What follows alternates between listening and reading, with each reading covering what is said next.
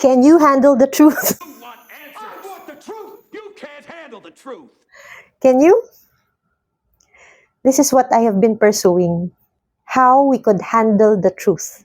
Madali kasing sabihin, magsabi ka ng totoo, maniwala ka. The truth will set you free. Pero, pag merong masasakripisyo, pag medyo mahirap yung pagpipilian, hindi pala talaga madaling piliin ang truth. Lalo na pag may nakasanayan na tayo at kailangan palitan. Meron akong napanood yesterday.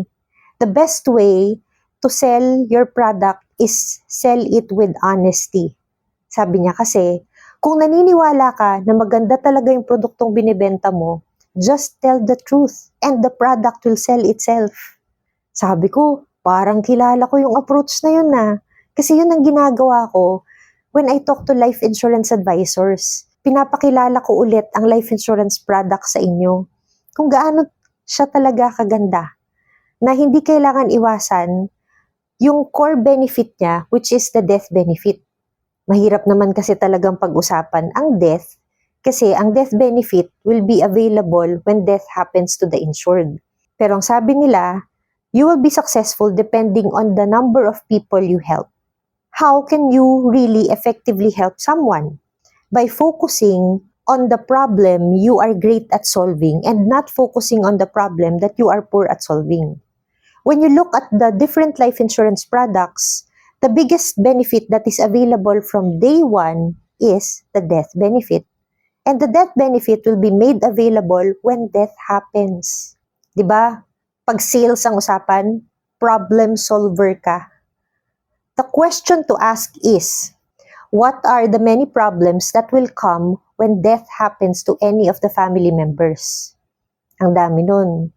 Merong financial problems that could lead to emotional problems. Pwedeng maging psychological problems pag hindi ka prepared financially.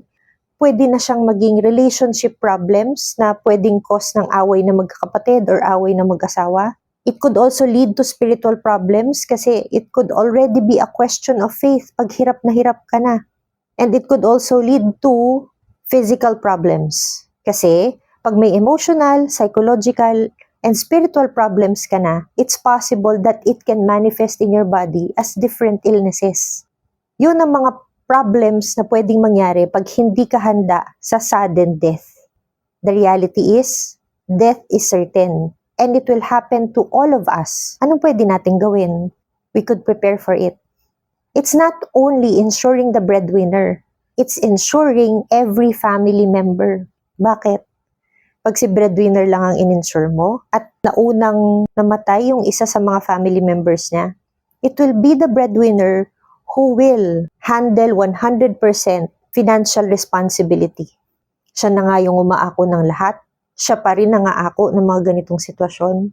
What if pwede mong mapakita sa kanya ano talaga ang binibenta mo? At the core of it all, what you are really selling is an instant big amount that will be readily available the moment it is needed most. We just need to shed a spotlight, on when is it really needed most. Sabi ko sa inyo kanina, you volunteer to solve a problem that you are great at solving. If you are selling a life insurance product, we are greatest at solving problems related to death. Because it's the biggest amount that is available from day one. Na-mention ko na rin kanina that there are many problems that will come when you are not financially prepared when death happens. Financial problems, emotional, psychological, relationship problems, spiritual problems, and physical problems.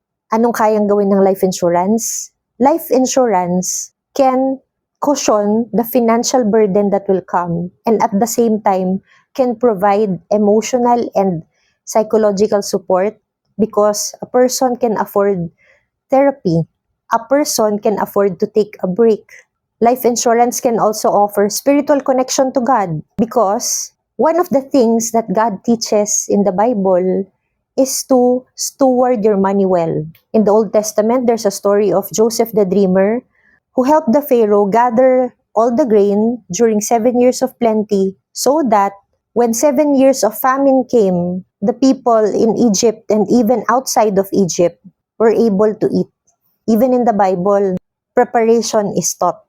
Noah's Ark was built when there was no rain, and the family of Noah was prepared when rain came. That is what life insurance can do. Preparing your family for the sudden big burden that will come when death happens to the family.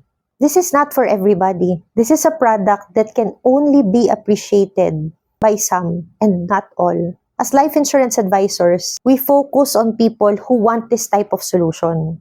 For others to know that this is available, let's share it with clarity, with conviction, and with passion. Because the truth is the best way to sell a product if you know that the product can truly help. This is Tati. God bless you with an amazing life ahead. Bye!